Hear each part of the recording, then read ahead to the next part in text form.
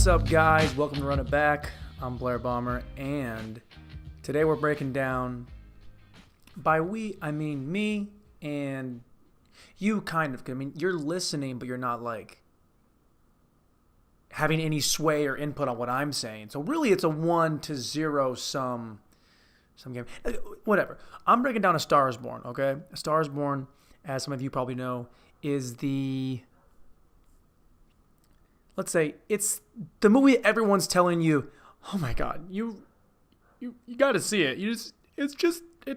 And when someone said that to me, I'm the first one to be, oh nah, not gonna get me. I'm that tough alpha. I'm the alpha. Okay, I don't need you to tell me what's gonna make me cry or not cry. You got me? You got me? That was my mindset going in. By the way, I go in there, and it's, Tuesday? No, Wednesday. I saw it yesterday. I saw it on Wednesday. I saw it at 1:40. No one there. By the way, I love going to movies. Matinee, alone. Always alone. Always alone. You know what I don't like doing? Coordinating when I have to see a film. Hey, Tim, you want to meet me over at the thing? I'll be there like 2:15. All right, well, the movie starts at like 2, so like this place, they close the doors at 2:25, so if you're not there, then I don't want to go wait for you. Like, no, just go and sit in the theater, and then take me spot. Yeah, I don't really want to. No, just let me see. Don't want to do any of that. I want none of that. I want to go to a movie theater alone. I'll walk there, take the train, have a nice headphone in. A nice headphone. Usually I have more than one headphone in, but for the sake of this joke, let's just say I have one headphone in. I'll have one headphone in, other one in my pocket, just because. And I go there, I buy a little popcorn maybe, I get a water. If I have popcorn and soda, it's over. It's over. I'll go back and forth the whole time. I can't do that. Okay, so anyway, I go in the movie theater, right, and there's like hardly anyone in there. There's 4 people there. This thing seats like 300 people, but I'm one of 5. And the only way this can be disturbed is if someone sits immediately to my left, immediately to my right, 1 seat ahead of me, 1 seat behind me. If I'm at a matinee on a Wednesday, I'm putting my feet up. I'm putting these old kickers up, and I'm reclining all the way back. Don't sit behind me. I'll be in your lap. Don't do that. I want to enjoy the movie on my own. I don't need your help. Luckily, no one did either one of those things. So it was just me. No one within 10 feet of me in either direction. It was the best. Now, the movie itself. I don't know if I've ever cried. I don't know if I've ever cried more in the first 15 minutes of a movie in my entire life. I don't know. Maybe I came in there a little hot. Maybe I came in there ready to cry. I hadn't cried in a little bit. Maybe that was what was going on with me. 15 minutes in, I've already cried twice. Don't tell me why. I can't tell me why. You can't tell me why. How can I tell myself why? Okay, I know why. Here's the thing. Lady Gaga, Bradley Cooper. This shouldn't work. Shouldn't work. I mean, Bradley Cooper, great actor. I mean, he held that fake baby in what was that movie called? What was that movie? It's not Shooter. It's True American. No, that's the game in New Girl. No. Doesn't matter. The movie where he plays the guy, Chris Kyle, and the guy that dies in the end. Okay, spoilers if you haven't seen that. That's on your own, though. By the way, spoilers are not a thing if it's been over a year. A whole calendar year, you can't tell me that's a spoiler anymore. It's not. You should have seen it. Like someone the other day was talking about the new Star Wars movie. I haven't seen it yet. And part of me almost said, dude, spoilers. And then another part of me said, dude, don't be a bitch. You should have seen it already, man. You should have seen it, okay? So whatever.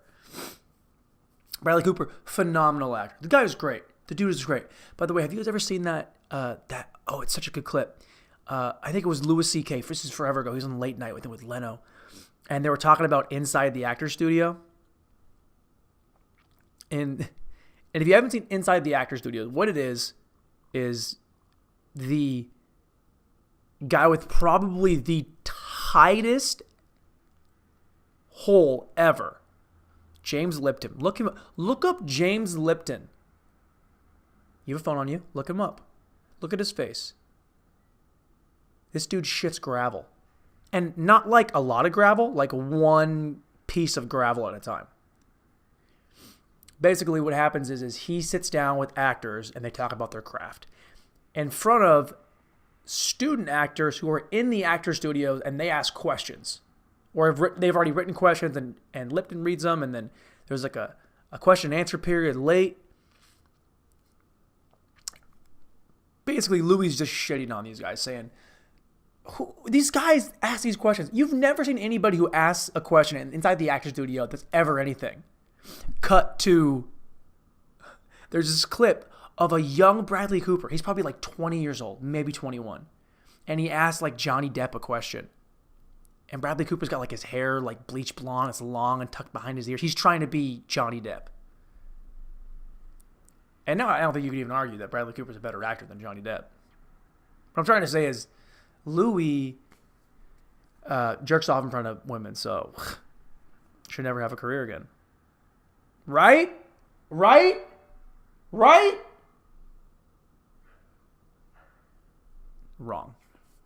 Anyway, Bradley Cooper's incredible in this movie, and he's playing this Chris. This is a remake of the 1976 movie by the same name. It was Chris Christopherson and I don't remember who the other woman was, but she was great.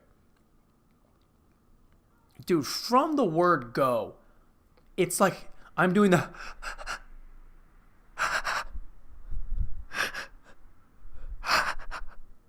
I'm doing that in the first 10 minutes. And I don't know if you can judge how good a movie is by how many times you cry, but if that was the scale at which we were grading this movie, 10 out of 10. 10 out of 10. Look, also, this is in theaters right now, so I'm not going to spoiler too much. I will give you the meh, meh, meh. That sounded the spoiler truck coming up.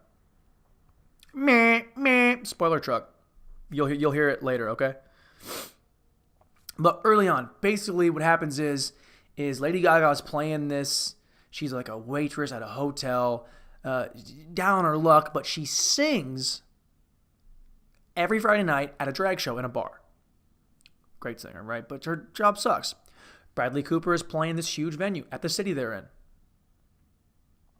And he's playing the thing, and right away you see him just pull out some Oxy, and then he slams some gin, and he's like,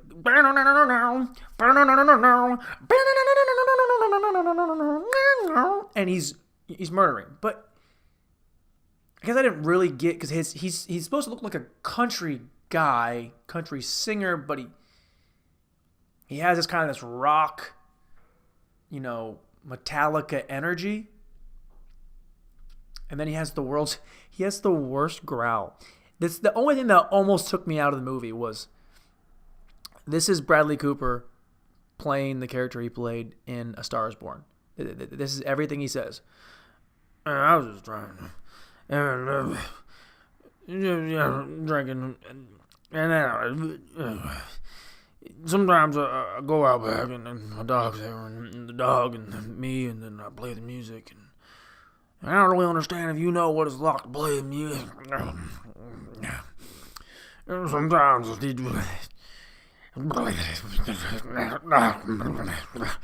that's how he sounds. And even through that sound, I was like, I'm in. And everything you say, I will do. I will do. What do you want to do? I'm in. We can do that thing that you want to do. We can do it. That's what I want to do. Anyway, basically what happens is he plays a show in the same city that Lady Gaga's character is in. He's hammered after the show. He wants to keep drinking, has his driver bring him to the bar. He goes into the bar. He hears Lady Gaga sing this song. By the way, her name is not Lady Gaga. Her name is Amelia? Amy? Abby. Annie. Ami. I don't know. But he goes to this bar, sees her, is like, hey, come out and hang out with me. And basically, it's just him bringing her. Next thing you know, she flies her to this place. He brings her on stage. She's like, I don't want to do it. And then she's out there. He's like, come on, come sing this song that you sang to me in this parking lot when I was half drunk, fully drunk. He's a total drunk in the movie, which is I relate to. And she comes out there, and they're just like going for it. And she goes for it. She kills it. She murders. And the rest you can kind of predict. You know, she's on tour with him. They're having a great time. They're in love, blah, blah, blah. She is just unequivocally just in love with him. He's in love with her, but he's a train wreck. And then her career starts to kind of, starts to get some momentum and take off. And meanwhile, the kicker is Bradley Cooper's character has hearing loss. He's got tinnitus from years of just blasting speakers into his head, and he's starting to lose it. He's really starting to like lose his mind. You know what tinnitus is? Tinnitus is when you have such bad hearing damage that instead of going deaf, all you hear is beep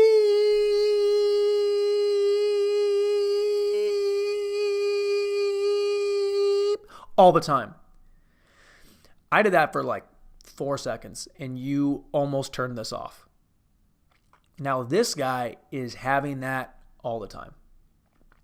Dude, he can't turn it off. That is in his ear. And his manager and his older brother, like 20 years older than him, is like, hey, man, you got to wear these things in your ears. So we can't improve this hearing damage, but we can make it slow down. And Bradley Cooper was like, I don't even know that thing I got to do. Sometimes you just got to, By the way, you're going to see this movie and be like, dude, he sounds nothing like that. Watch it again. He sounds exactly like that. It's a low grumble with an accent. You want to go out. Sometimes I think that I just want to get another look at you. It's like he's drowning in his own accent. But again, I was on board. So basically with that setup, you can kind of see how the rest of the movie is going to go. She blows up. He kind of falls by the wayside. His hearing gets worse. His drinking increases. She is like being turned into this, this pop star through her manager, who's kind of a fucking prick. Actually, you know what? Full prick. Okay, no spoilers though. I'm not going to do that. But look, dude, this movie made me cry. And I don't mean like I tear up and then I put my head back and they go back into my eyes. You ever done that? Where like you're getting like choked up, but you don't want to cry, so you kind of like it's like you're throwing a shot back. You just throw your head and no tears. You say no to the tears. I'm a man. I don't need tears. No tears in my life. No tears. 0 tears ever. And then there's the crying that I did, which was I sobbed. I was at one point. It was like, like someone had, when like football players come off the sideline and they spray their the water bottle on their face. Like, I'm so tired. I'm working so hard. Yeah. And all their eye black runs down their face. That was me. I was crying so hard. There was eye black running down my face. And I only had like a little bit of mascara on. It was so good, man. And you know what? Maybe you can guess the ending. I think I kind of guessed it before I even saw it because that's just the kind of asshole that I am. I guess the endings of romantic movies. Because there's 2 options. They're going to break up or one of them is going to die. I won't spoil which one that is for you guys, but there's only 2 options. They're going to wait, hold on, there's 3 options. They'll get together. Wait, did I already say that? They're going to get together or one of them is going to die. or they break up. How often do they break up in the movie though? It's rare that they. How many movies do they actually break up and the couple breaks up? You know what? Bad movies end like that. I'm thinking right now, The Breakup with Jennifer Aniston and Vince Vaughn, horrible. I mean, I know if you call it something, it kind of has to be that thing, right? Like Star Wars didn't take place on like a single planet in like a lake, you know. What was it? SeaWorld? Waterworld. Waterworld takes place on a world made entirely of water. The breakup has to be about a breakup. But even with that logic, I was upset that they actually broke up. Again, fuck you for spoilers, man. Fuck you. That movie came out in 2008. I mean, between 2006 and 2014. I have no idea. It came out. I didn't like it.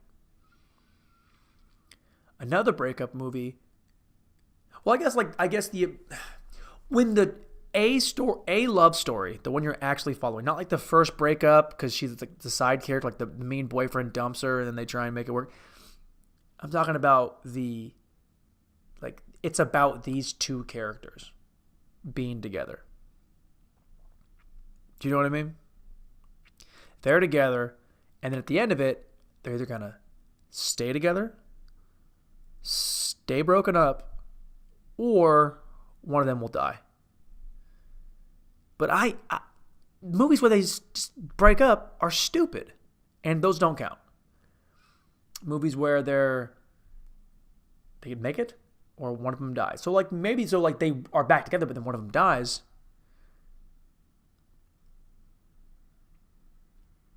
I'm having a really hard time not spoiling this movie for you guys. Really hard time, even though I probably already did. But you know what? You'll be okay. You will be okay because you'll see it and you'll cry at least once. I dare you. I dare anyone who's listening to this. So like the 3 people listening to this, I dare one of you to go to that movie and cry 0 times. You're an asshole. You are an asshole. Dude, I had to sit back in my chair after it was over and decompress my tears. I put my hood on during the movie to wipe the tears without looking like I was wiping my tears.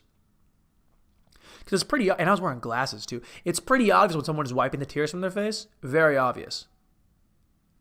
So what I did, I put the hoodie up. And then I just turned my face like I was looking to my right or to my left. And as I was turning that, I would adjust my hood and then, wipe half of my cheek. I would turn to get the other one. But towards the end, man, I was just, it doesn't matter. I was just crying. They could have made it. They could have made it. They could have made it. Drugs and alcohol are the end of everyone.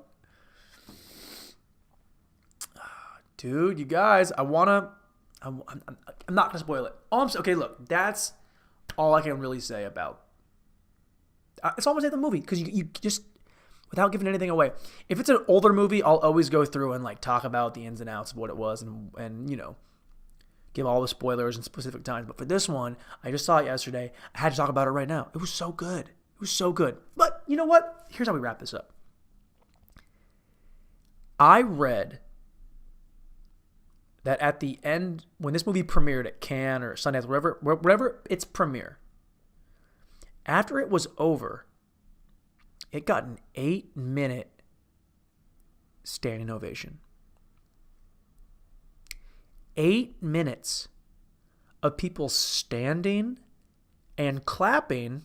I know they were crying. But you know what? That's probably what propelled it, was the tears. You don't clap for 8 minutes if you're not kind of half crying. You clap, you know the times that I would clap for longer than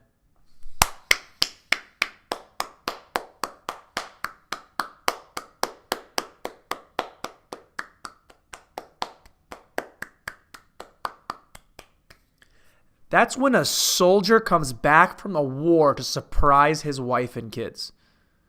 Or she comes back to surprise her husband and their kids. They're non-binary children. Because that's important. That you don't want to label the kids. And I don't want to assume that every soldier is a man. That's also not true. Some of them are women. Some of them are non-binary as well. So they and them that are out over there that come back, always crying. I'm always crying. I'm always crying when I see those. Oh, dude. If you need, okay, sometimes, I'm getting excited here. Sometimes you need to have, that, I think it's important for everybody to release these tears. Tears are important. You got to get them out. You bottle that stuff in, you bottle it down. It's not good. It's like not coming. It's like not jerking off. You know how this is for the two of the three dudes listening here. You know how when you don't jerk off for a long time? And then it's like your balls are heavy and then you have, what do you have? You have a wet dream. Because that's your body saying, you got to get this out of me. Get it out.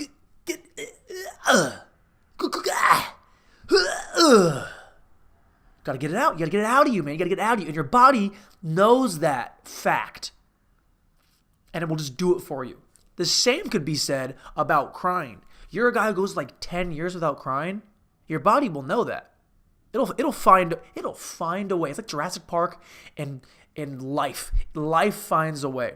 Tears will find a way out of your eyeballs. They will. Don't even...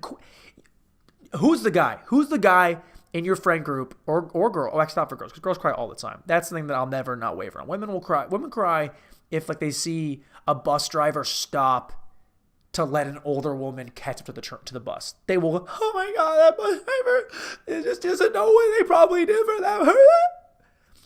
Dudes will just not cry for years. And then you know what happens?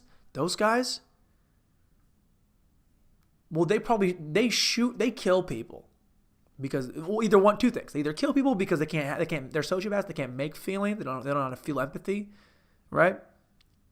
Or they're just in the grocery store one day and they go to the deli and they just want bacon. They had their mind on like a nice, fresh, cut, center cut bacon. That's what they want. They want some bacon, man. They want some bacon in their life. And they look at the bacon and so bacon's all gone. No more bacon. All the bacon's gone. And the guy behind the deli, the butcher, he sees this guy. He sees the guy looking at the bacon and the bacon area, the empty bacon area. And the butcher's like, "Hey man, I see what you're doing. I had this last pound of bacon for myself, but here is. How about I'll give you a half pound and I'll have a half pound because I only need a half pound and I don't know how much you need, but here's his half pound." And that guy who has not cried in years, he'll take that bacon, he'll hold it together, pay for his bacon, walk home, and he will cry. He will cry so hard because even though it was no big deal, he'll still cry. Why? Because he has to. What I'm trying to say is go on YouTube, look up Soldiers Coming Home. There's just montages set to Alanis Morissette, and you will bawl. You'll cry so hard you'll just come. Things are just coming out of you now. You'll come, you'll shit, everything will come out of you all at once, and then then it's over. Then it's all over. I think what I'm trying to say is you guys gotta go see this movie. That was, yeah. All right. I'm just going on tangents about crying and why you should cry. Just, you got to get a good cry in. I do that. I watch the same one to get me cry every time. It's the one about the guy, he's running track in the Olympics. He's running the 400 and he blows his hamstring out and he was a favorite to win. It was kind of his last chance to be a winner. And he runs and his hammy blows out and he's running, he's going to finish. I'm going to cry thinking about it right now. I'll cry right now. And he's running And then his dad, and then he's like crying. He can't even. He's like strong. He's like, I gotta finish. Oh no, my dream. I got. And then his dad just busts through security. They try and stop his dad. His dad's like, fuck you. That's my son. And then he gets to his. Oh, dude, I'm about to cry right now. I'll cry. I'm not gonna cry. I'm not. You're gonna cry from what I'm saying to you. The dad comes in and he helps his son to the finish line, and then he lets him finish on his own. And it's like in Athens or some shit, and everyone is like, ah! Everyone's crying. Everyone's crying. He's crying. The dad's crying. Whole fans are crying. I'm crying. I watch that every time I need to cry. This episode really just became about crying. I think I was sponsored by Male Tears. Male Tears. Not as good as Coming, but almost as important. Go see A Star Is Born. I guarantee you'll cry. This was a blast. This was Run It Back. I'm Blair. Fuck off.